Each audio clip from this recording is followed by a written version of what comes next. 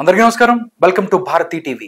ప్రస్తుత రాజకీయ అంశాల మీద మనతో పాటు చర్చలో పాల్గొంటున్నారు చలసాని శ్రీనివాస్ గారు. చలసాని శ్రీనివాస్ గారితో మాట్లాడదాం, మరిన్ని విషయాలు తెలుసుకుందాం. నమస్కారం శ్రీనివాస్ గారు. నమస్కారం. డబుల్ ఇంజిన్ సర్కార్, ఆంధ్రప్రదేశ్లో ఎన్డీఏ ప్రభుత్వం, సెంట్రల్లో ఎన్డీఏ ప్రభుత్వం.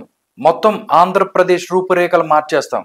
ఎలక్షన్ ముందు అమిత్ షా చెప్పింది ఆంధ్రప్రదేశ్లో మీటింగ్లో, పోలవరం కంప్లీట్ చేస్తాం, అమరావతికి నిధులు ఇస్తాం. ఆయన చెప్పింది చూస్తే ఇట్లా హామ్ ఫట్ అంటే ఆంధ్రప్రదేశ్ మారిపోద్ది అని చెప్పిన పరిస్థితి. కేంద్ర బడ్జెట్లో ఆంధ్రప్రదేశ్కు వచ్చిన 15,000 కోట్లు అవ్వచ్చు, చెన్నై టు విశాఖ కారిడార్, దాంతోపాటు వాళ్ళు చాలా అంశాలు కూడా వాళ్ళు ప్రతిపాదించారు. దీని మీద మీ అభిప్రాయం ఏంటి? ఎందుకంటే విభజన హామీలు, ఆంధ్రప్రదేశ్ హక్కుల కోసం మీరు పోరాడుతున్నారు. మీరు ఆ బడ్జెట్ ప్రసంగం చూసిన తర్వాత మీకు ఏమనిపించింది?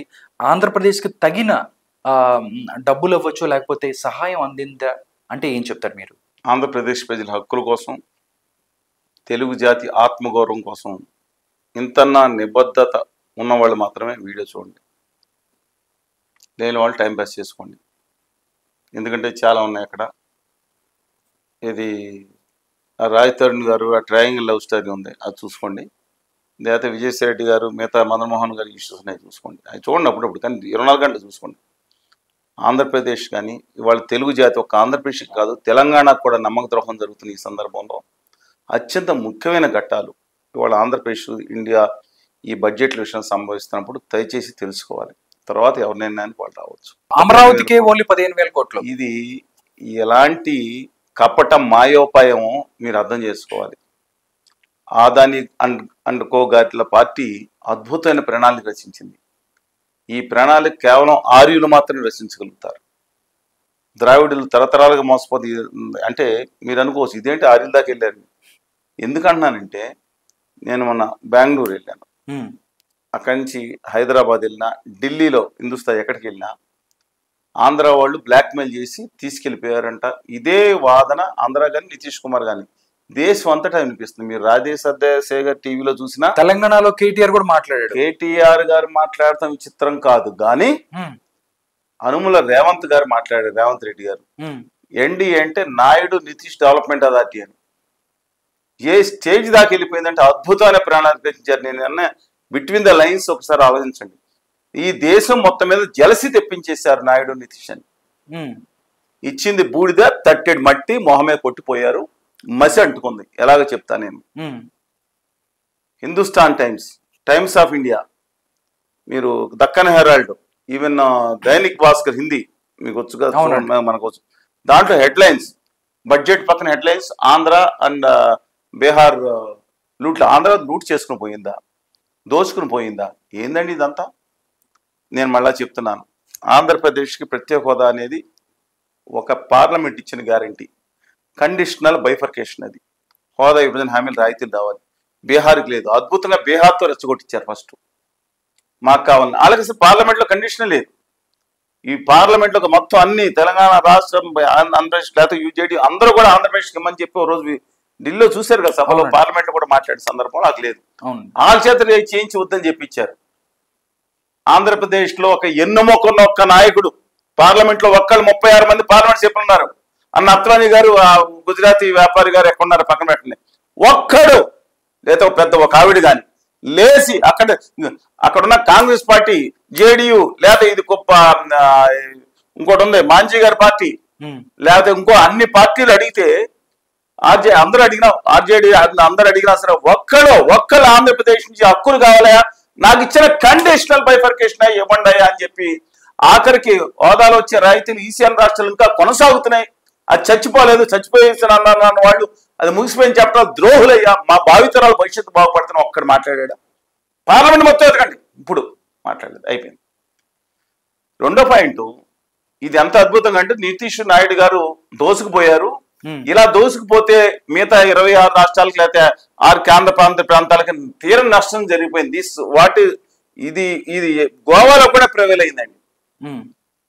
ఇద్దరు అంటే బ్లాక్మెయిల్ చేస్తారు. బీజేపీ కనుక మెజార్టీ వస్తే కనుక ఇది జరుగుండేది కదా. అంటే మొత్తం 34 ప్రాంతాలనే ఆంధ్రప్రదేశ్ మీద, బీహార్ మీద ఉసుగొల్పేసిన చరిత్ర నా భూతో నా భవిష్యత్తు. బీజేపీ ఇంత అద్భుతమైంది. ఆ చాణక్యుడు గారు ఉన్నారో లేదో తెలియదు కానీ వాళ్ళ గ్రాండ్ ఫాదర్ లాగా దింపారండి వాళ్ళ అదాని గారిది. ఆంధ్రప్రదేశ్ మీద పక్కన తోటి తెలంగాణ రాష్ట్రం కూడా అది రేవంత్ రెడ్డి గారు, చంద్రబాబు నాయుడు గారు నాయుడు డెవలప్మెంట్ అథారిటీ పెట్టే ఈ స్థితికి వెళ్ళిపోయారంటే ఎంత కుట్ర సక్సెస్ అయిందో చూడండి. ఇది ఒక అంకం. సరే ఏమొచ్చింది? నితీష్ గారు ఎవరన్నా మన దేశంలో భాగమే కదండి. ఆంధ్రప్రదేశ్కి ఏం జరిగిందంటే విభజన హామీల ప్రకారం ఇవ్వాల్సిన రాజధానిని మాత్రం, ఎందుకంటే రాజధాని లేకుండా 74% ఆదాయం వచ్చి హైదరాబాదులో ఒక్క వాటా కూడా కనీసం 10 సంవత్సరాలు కూడా ఇవ్వలేదు కాబట్టి సరే అయిపోయింది గతం కథ. ఆ రాజధాని కేంద్ర ప్రభుత్వం 3-4 ఏళ్ళు సాయం చేసి సరిపోతుంది. వీళ్ళు ఇలా చిలకరింపులు చేశారు. అది కూడా వెంకయ్యనాయుడు గారు ఉన్నారు కాబట్టి 1500 కోట్లు అయిపోయింది. ద్వారకా కన్వెన్షన్ సెంటర్కి 25,300 కోట్లు కేటాయించేస్తారు, ప్రాజెక్ట్ అప్రూవ్ చేస్తారు. వీళ్ళ తాతగారు జాగీర్ ఇచ్చిన తర్వాత ఆవిడ వచ్చారు, శ్రీమతి నిర్మలా సీతారామన్ పరకాల. ఆ పరకాల గారు వచ్చి మాట్లాడతారు, పరకాల సీతారామన్ గారు మాట్లాడతారు, ఇదేంటి అన్యాయం, ఆంధ్రప్రదేశ్ రాజధాని లేకుండా పోయింది, వీళ్ళు వాళ్ళే కనుక్కున్నారు, వాస్కోడి గామా ఇండియాను కనుక్కున్నా అంటే కనుక్కోవాలా, దారి ఎత్తుక్కున్నాడని చెప్పుకోవాల్సింది నేను కనుక్కో, ఇండియా అప్పుడు లేదు, పెద్ద వీళ్ళు చెప్తున్నారు.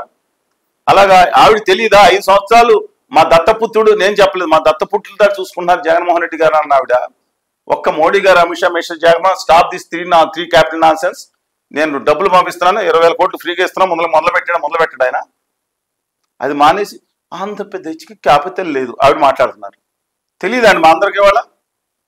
సరే ఏం చేస్తున్నారు, ఇవాళ 15,000 కోట్లు ఈ సంవత్సరం ఇస్తాం, వచ్చే సంవత్సరం 2-3 సంవత్సరాలు ఇస్తాం, మంచిది. ఎలా ఇస్తున్నారు? అది వరల్డ్ బ్యాంక్ తోత అప్పు ఇప్పిస్తారంట. ఇప్పుడు వీళ్ళు కొత్తగా బయలుదేరారు, కొత్త ఇంటలెక్చువల్స్, ఆంధ్రప్రదేశ్లోని గుజరాతీ బ్యాచ్ ఇంటలెక్చువల్స్, వీళ్ళు అదాని గారి బ్యాచ్ అనమాట. వీళ్ళందరూ వీళ్ళు కొత్త దీర్ఘాలు తీయటం మొదలు పెట్టారు. సార్ మీకు తెలుసా, కేంద్రం దానికి కౌంటర్ గ్యారెంటీ ఇచ్చింది సార్, మనం కట్టుకుపోతే కేంద్రం కట్టుకోవాలి. వీళ్ళ సుభాషితాలు వెనక చచ్చిపోతాం.